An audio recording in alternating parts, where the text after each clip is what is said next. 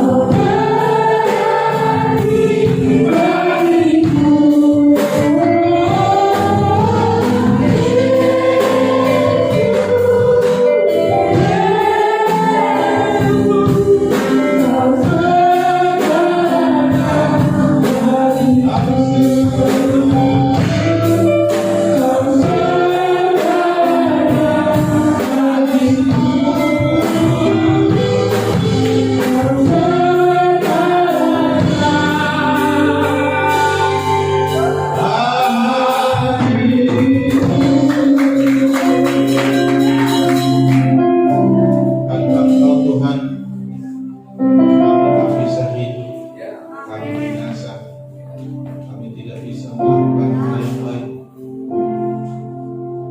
tapi Kau datang untuk menyelamatkan, beri hidup dan kelimpahan, sehingga kami boleh bersukacita hanya karena Tuhan.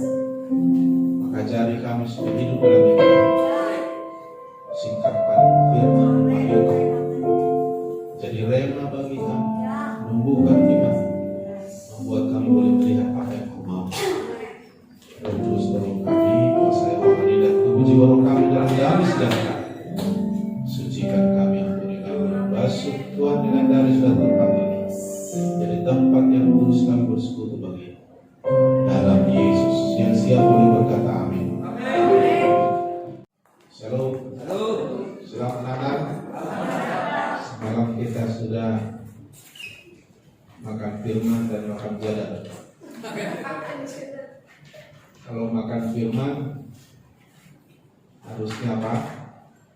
Kita puas hati dan jiwa.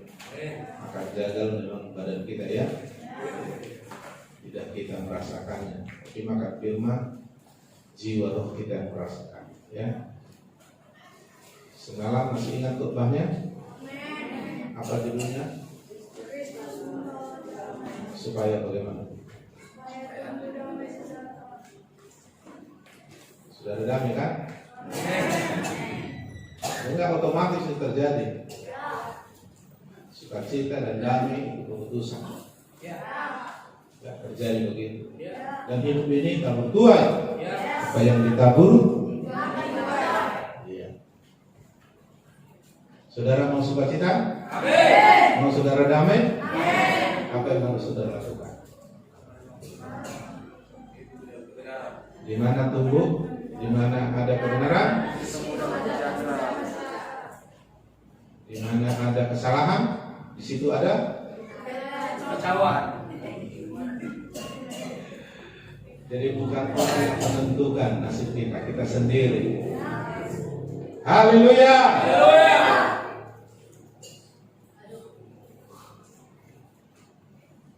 Tuhan datang, Dia mau memberi hidupnya kepada kita supaya kita satu dengan Dia, dan kita juga harus datang sama Yesus memberi hidup kita kepadanya supaya kita hidup di dalam Dia.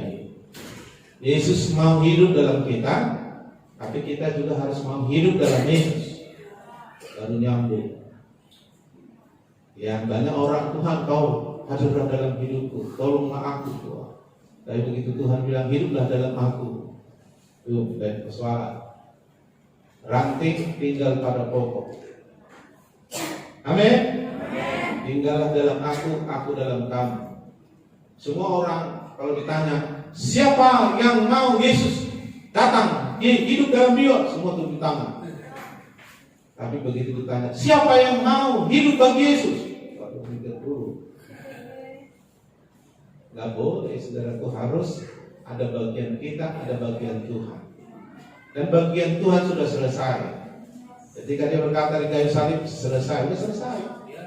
Sekarang bagian kita.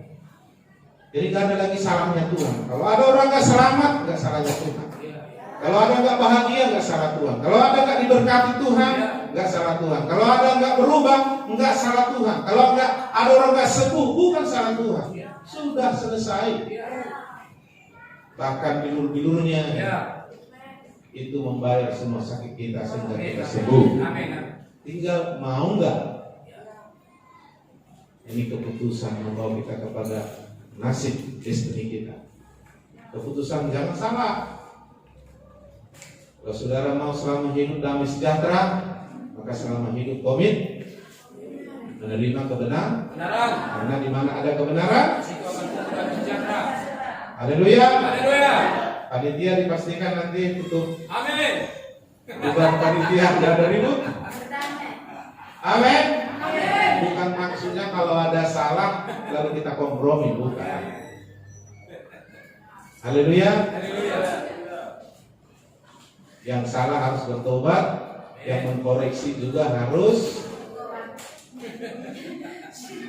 jangan mendendam dengan cara yang salah. Haleluya. Kalau ada orang tua melihat anaknya ketika salah dipukul lalu dendam, itu cara yang salah. Saya pikir orang tua yang baik, walaupun dia marah sama anaknya, dipukul anaknya, nggak akan dendam dia. Mulai hari ini panggil anakku lagi, nggak ada ini. Itu orang tua yang jahat itu. Tuhan pun kalau marah kita dia nggak dendam, justru mengasihi kita, cuma dengan cara yang lain. Ya, haleluya. Haleluya. Bisa jelas suara saya ke belakang? Amin. Atau lagi sedikit volumenya? Iya. Oke, kita lihat Yohanes 3:16. Nanti edit bagus si proyektor kita ini, bagus warnanya. Mana? Iya, Pak. Soalnya asih semangat ini. Oke. Karena begitu besar kasih Allah akan dunia ini, sehingga Allah telah mengaruniakan anaknya yang tunggal namanya Yesus, supaya setiap orang percaya kepadanya tidak binasa, melainkan beroleh hidup yang kekal. Ini ayat yang luar biasa. Ini inti dari seluruh isi Alkitab. Ini isi dari Injil itu. Dimulai dengan besar kasih Allah. Haleluya. Sebesar apa? Tak terukur. Luar biasa. Sebesar Allah sendiri. Karena Allah itu sendiri adalah kasih. Jadi Allah tidak memiliki kasih, tidak mempunyai kasih, dia sendiri kasih. Maka di mana Allah hadir di situ ada kasih. Kehadiran Allah tidak bisa dipisah dengan kasih, karena kasih itu adalah pribadinya sendiri. Karena begitu besar kasih Allah, dia lihat manusia dan di dunia, lalu dia melakukan sesuatu. Dia mengaruniakan, dia mengorbankan anaknya yang tunggal namanya Yesus. Lihat, kasih Allah luar biasa, besar sekali, tak berubah meskipun kita jauh. Lalu dia melihat dunia, dia melihat kita, dia nggak tega. Lalu dia mulai melakukan sesuatu, dan sesuatu itu membawa pengorbanan. Pengorbanannya anaknya yang tunggal namanya Yesus. Korbankannya sampai mati di kayu salib, seperti Abraham demi mentaati Tuhan, demi hidup dalam rencana Tuhan. Tuhan perintahkan untuk mengorbankan anaknya Ishak, anaknya satu-satunya yang sangat berharga dalam hidupnya, bahkan lebih berharga dari nyawanya sendiri. Tapi demi mentaati Tuhan, demi rencana Tuhan tergenapi dalam hidup dan keturunan, maka dia mentaati dan berkorban sampai yang terpenting dalam hidupnya, yaitu anak satu-satunya yang dinanti-nantikannya masa tua namanya Ishak, dikorbankannya. Lebih lagi Bapa di surga, demi kasihnya kepada kita, maka dia korbankan Yesus, anaknya yang tunggal, ya, sampai mati di kayu salib demi keselamatan kita, untuk menebus kita, supaya setiap orang yang percaya kepada Yesus sudah memikul dosa, menebus kita, mati menggantikan kita, tidak binasa karena dosa kesalahan. Sebaliknya, melainkan beroleh hidup yang kekal. Kasih Allah besar, tapi bukan hanya dalam diri Allah. Kasih Allah itu mendorong dia mengorbankan anaknya yang tunggal Yesus. Yang ketiga, supaya setiap orang percaya jangan binasa, tapi beroleh hidup yang kekal. Kalau ada orang mempercayakan hidupnya kepada Yesus, maka orang ini tidak akan binasa, tapi mendapat keselamatan gratis. Haleluya. Karena keselamatan tak bisa diusahakan oleh manusia, tidak bisa dicapai dengan perbuatan baik, tidak bisa dicapai dengan beragama. Hanya Allah yang bisa menyelamatkan. Itu pun bukan hanya berfirman, tapi Dia berkorban, menyerahkan nyawa Yesus Kristus untuk menggantikan kita, menebus, menyucikan kita, untuk layak menerima keselamatan. Siapapun yang mempercayakan hidupnya kepada Yesus akan diampuni dan akan diselamatkan. Haleluya.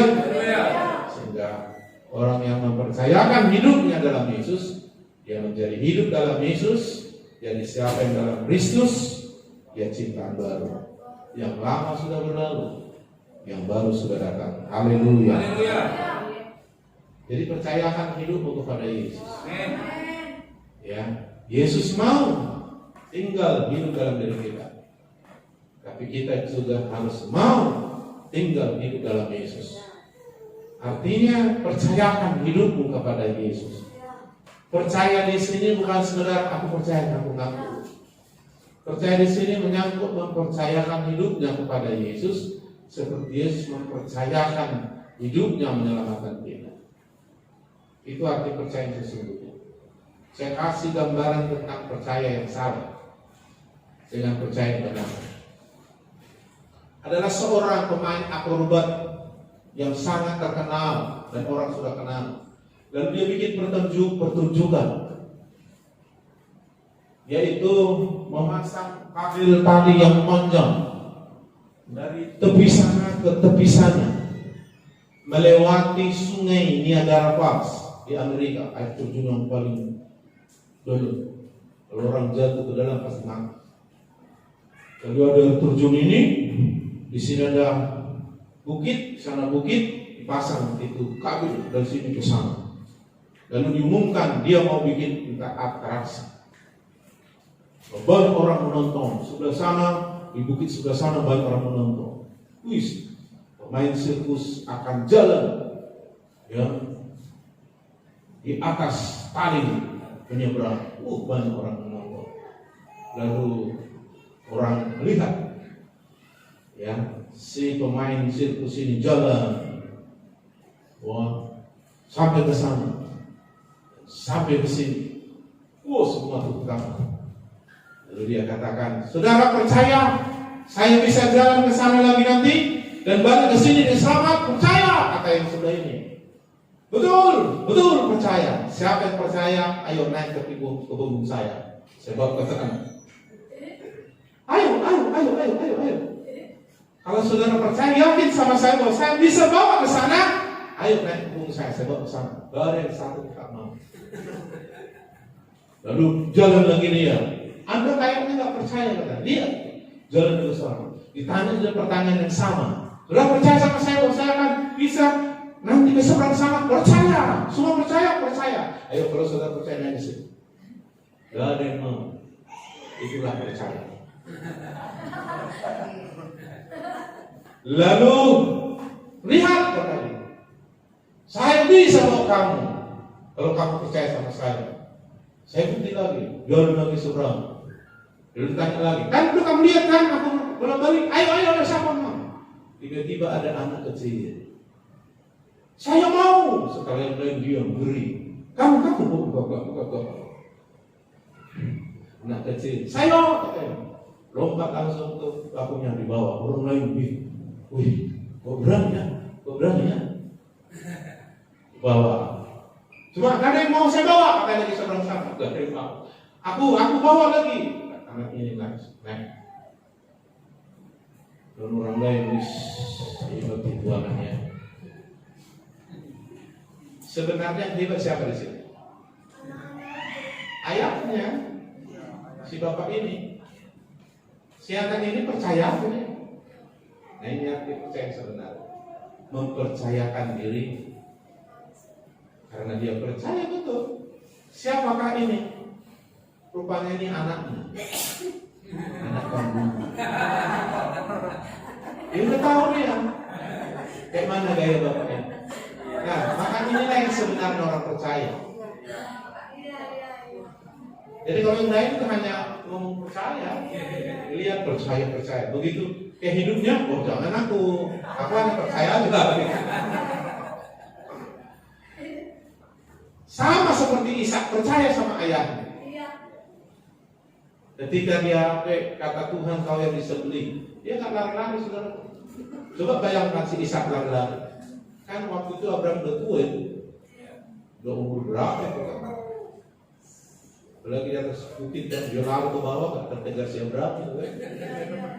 Tapi karena memang dia sudah kenal bapaknya ini, dia percaya. Ya kalau udah Tuhan bilang begitu ya nggak, rela aja dia diikat.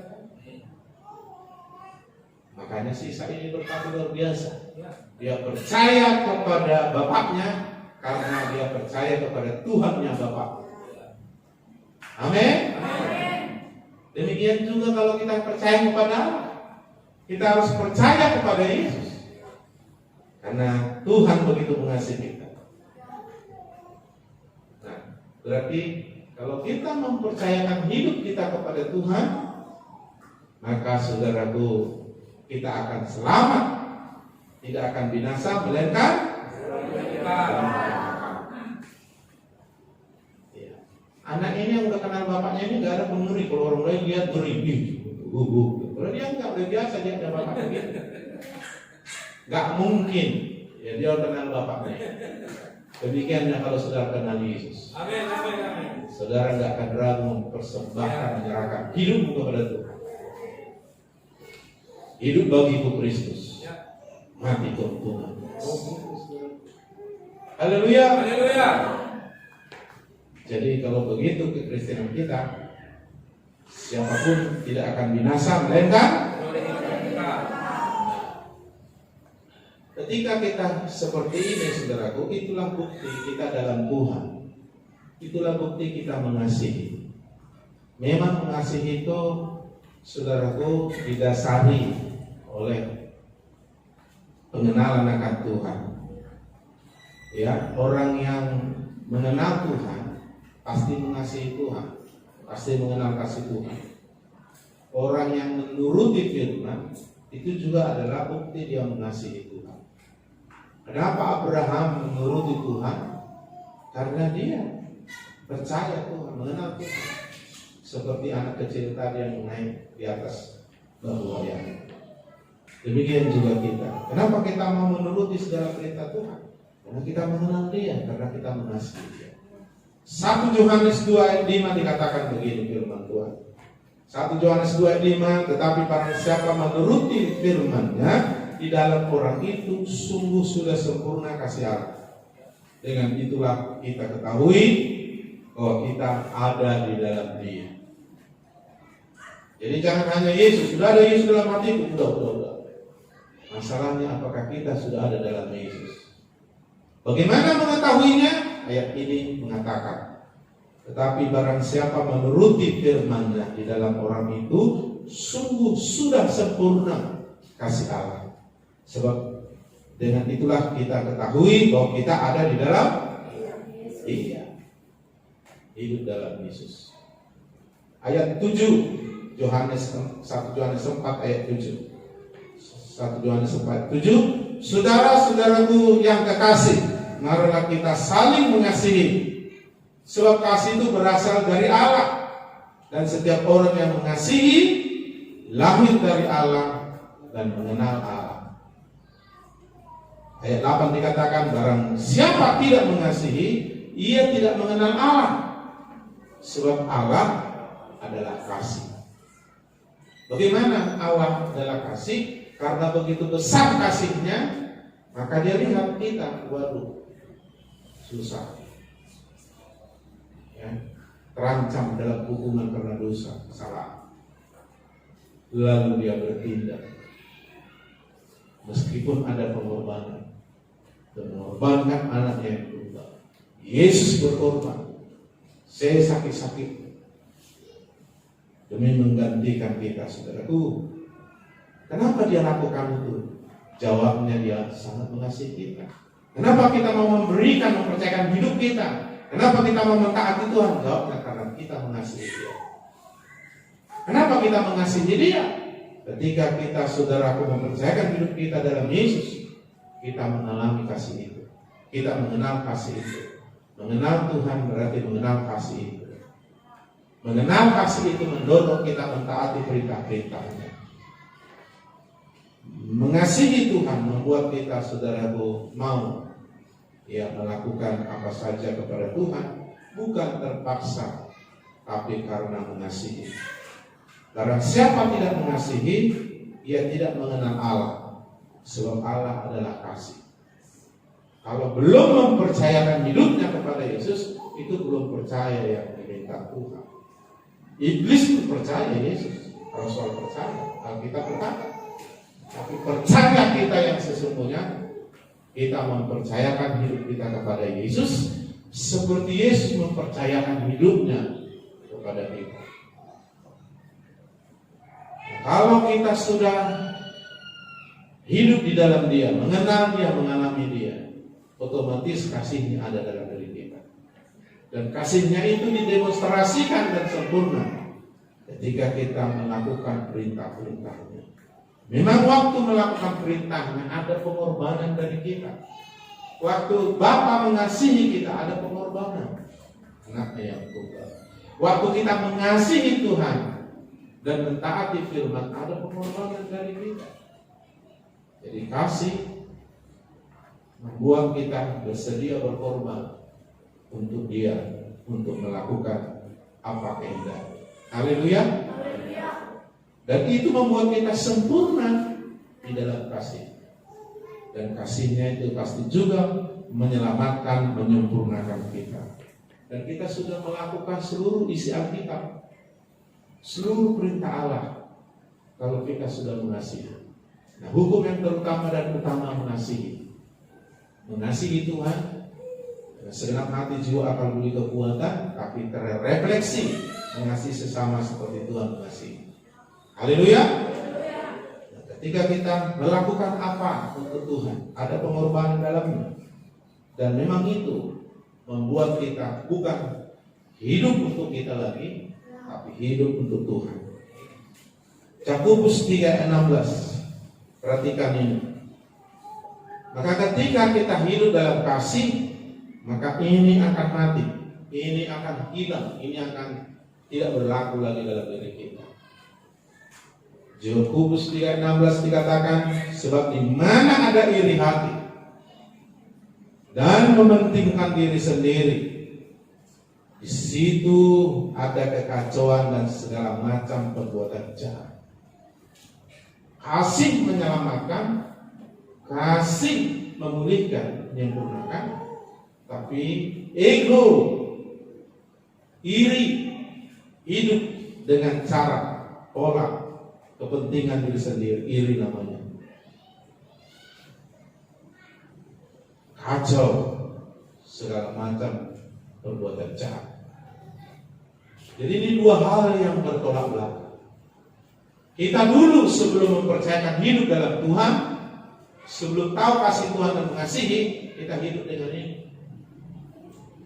Kayak latte, kayak kosong. Ya, tak kenal ya, tak kenal siapa ini ya. Apalagi dia ada sedikit kelebihan, kan? Aku ditobar raja, tahu. Dia lah, bapak kan raja semua. Ya kan, walaupun tak raja buku, pokoknya raja. Iya, hati-hati. Kalau saudara nggak kalahkan iri hati, kalahkan kesombongan atau mementingkan diri sendiri, berpusat pada sendiri, saudara kacau, tidak damai sejahtera. Saudara akan semua kejahatan saudara buat. Ngeri. Saudara akan jatuh dan menjatuhkan orang. Orang beli televisi baru, saudara yang susah. Orang beli mobil baru, saudara yang sewa. Orang pakai baju baru, saudara yang pening. Karena saudara nggak mau disaingi. Iri itu artinya senang melihat orang susah, susah melihat orang senang. Kira-kira ada orang iri nggak di sini? Tapi kalau dilihatnya orang kere, maka tahu tak susung gitu loh Tuhan. Dia ada mukanya itu. Kalau dilihatnya dia orang lebih kaya dari dia, sebentar dia kekayaan dia, langsung kali dia. Padahal tak ada besoknya dia kan. Jadi kacau ini hidup. Harusnya senang jadi susah, harusnya susah jadi senang. Ya kan? Di pelayanan pun bisa terjadi itu kalau dipelihara, nggak mengasihi satu dengan lain. Masa baru dia di jemaat langsung pemimpin pujian, padahal lebih bagus yang suara. Nggak ada lagi di belakang sana. Terus dibikin si Christian ini main bass. Padahal nggak perlu dicantik di sini, kakak di sana, kakak siapa, juga. Parah dia sih. Begitu ada si Christian salah sih, pakai salah, harusnya begini. Bukan ibadah dia kan, dia hanya lihat. Begitu si Christian salah mainnya langsung senang dia. Tapi begitu dia bagus orang lain bilang mantap, apalagi dipuji itu sampingnya pula mantap kali si Christian. Apa mantap kita ada itu.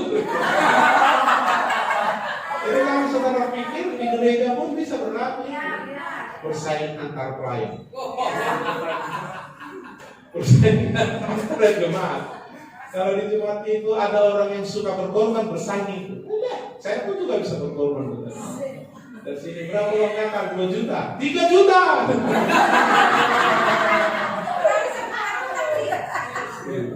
Hati-hati saudara. Dan itu bukan kasih. Itu membesarkan dirimu, bukan membesarkan Yesus. Kalau kau besarkan dirimu, yang kau besarkan adalah iri hati dan egomu. Tapi biarlah Tuhan makin besar, aku makin kecil. Haleluya. Ibarat makanan, kalau udah masuk ke perut saya, dia tidak bisa bertengkar dengan perut saya. Saya tetap cabai. Kenapa cabai kemana? Saya tetap nasi. Kata Imam, demon di dalam. Saya tetap jengkol. Saya tetap sayur. Gak mau dia saudaraku diolah di dalam.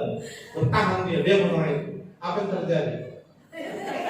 Itu yang dimuntahkan dunia. Kalau saudara muntah, gak menerima perutnya. Dan menerima perutnya karena melawan dia, dimuntahkan. Jangan saudara dimuntahkan Yesus. Ya, begitu kau masuk dalam Tuhan, hilang irimu itu, harus hilang itu. Jangan tetap nasi, jangan tetap cabai, harus hilang itu. Haleluya.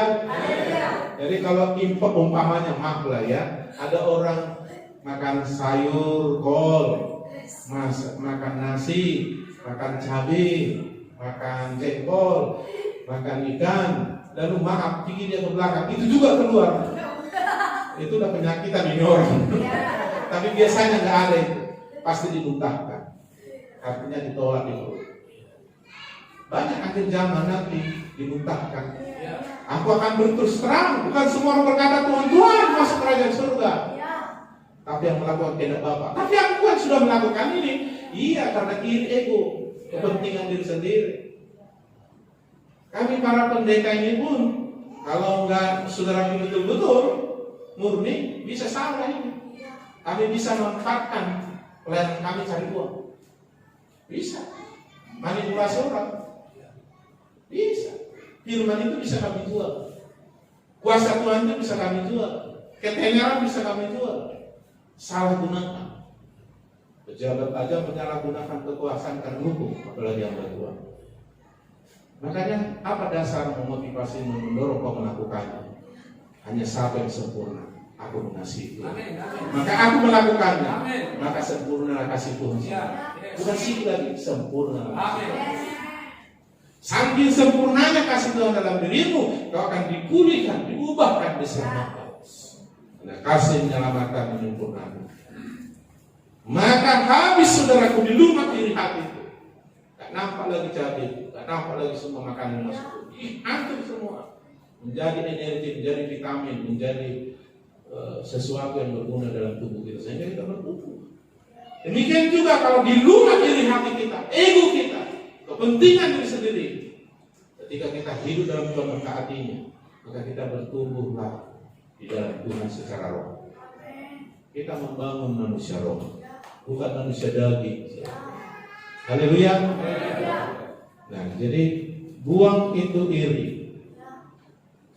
Belajar mematikannya dengan cara mengasihi. Iri, ego akan bilang, enak aja aku ampuni dia. Dia yang salah, mengaku. Mengampuni itu melakukan yang benar. Menumbuhkan damai sejahtera. Mengampuni itu praktek mengasihi, bukan menghukum. Mengasihi itu membuat iri kita, ego kita hancur, lebur semua. Yang ada adalah hidup Kristus di dalam kita. Namun aku hidup bukan aku lagi, tapi Kristus yang hidup dalam aku. Haleluya. Haleluya. Karena kita bertumbuh seperti Yesus sehingga kita menang lebih dari pemenang. Amin. Amin. Ayo iri-irinya itu jangan bawa 2021. Amin. Amin. Tadi sudah dibagikan lembaran berkeluarga. Itu lembaran untuk kebaktian keluarga. Ya, kebaktian keluarga jam 00. Ya, memasuki 2000 Januari 2021 sama kumpul keluarga 2. Walaupun ada acara nanti di gereja, pokoknya jam 00 di semua di rumah. Aku dan saya di rumah harus beribadah. Haleluya. Ada tertib acaranya. Ya, langsung suami jadi pendetanya senang khotbah. Istri pemimpin pujian, koleknya anak-anaknya. Tidak langsung. Haleluya. Iya, lalu doa sama-sama. Ya, saling mengasihi. Ya, supaya damai sejahtera selama tahun 2021 bahkan selama-lamanya. Amin. Iya, langsung dipraktekin supaya jadi itu ya apa yang Tuhan katakan. Nah, jadi lalu tanggal 1 pagi kita di sini ibadah. Keluarga bersaksi dan bersyukur. Kita bikin kebaktian syukur awal tahun. Dimulai dengan baik supaya dijalani sampai akhir dengan baik. Amin. Usahakan segera seperti itu. Itu maksudnya itu. Dibuat buku panduan itu dan memang kita sudah biasakan itu supaya kita bisa bersama Tuhan selama tahun 2021 nanti. Nah, jadi hari ini tidak ada lagi aku, yang ada adalah Dia. Haleluya. Haleluya. Karena aku ini salah nih. Aku ini salah. Karena kalau aku pakai aku pusat pada diri sendiri, mementingkan diri sendiri, apalagi iri hati, kacau kita nanti. Ya, di gereja 2 orang aja yang kayak gini yang kacau di gereja di kita. Di keluarga ada kayak gini kacau di keluarga. Ya, ada pengorbanan di dalamnya. Kalau ada iri, ada mementingkan diri sendiri, nggak ada pengorbanan. Tapi kalau ada kasih dipraktekkan, ada pengorbanan seperti Bapa mengasihi kita. Korban yang terbaik, yaitu nyawanya diberikan. Siapapun yang hidup dalam Dia, mempercayakan hidup pada Yesus, pasti tidak binasa, beroleh hidup yang kekal. Begitu juga kita saudaraku, kalau kita hidup dalam Yesus, kita ranting yang tinggal pada pokok pasti buah banyak. Amin. Amin. Amin. Amin. Nanti kalau sudah begitu, damai akan ditarik sejahtera, jadi damai sejahtera. Jadi hidup dan hidup berkelimpahan. Siap? Amin. Jangan ada iri-iri lagi ya. Apalagi dendam. Waduh, itu gawat lagi. Ya, banyak dalam pelayanan saya tentang kesembuhan, banyak orang sakit karena dendam, karena kepahitan. Begitu saya suruh mereka menyelesaikan itu, kita mohon anugerah Tuhan sembuh dia dengan cara mujizat. Jadi jangan pelihara yang salah-salah, karena itu membawa kamu susah. Tapi terima, hidupilah, peganglah kebenaran. Sebab di mana ada kebenaran, damai sejahtera. Damai sejahtera itu enak. Mukanya aja kalau dia ada usaha, menularkan damai sejahtera. Iya. Kaya kali kurasa kau ya katanya. Padahal sebenarnya mukanya memancarkan orang kaya, orang sukses. Lalu menyusut kesuksesan. Rohani dulu baru kesalahan. Jangan jasmani dulu, nanti ketinggalan waktu. Cari dahulu kerajaan Allah yang dari Abraham. Amin. Amin. Dibalik-balik. Amin. Mari kita berdoa. Ajariku mengerti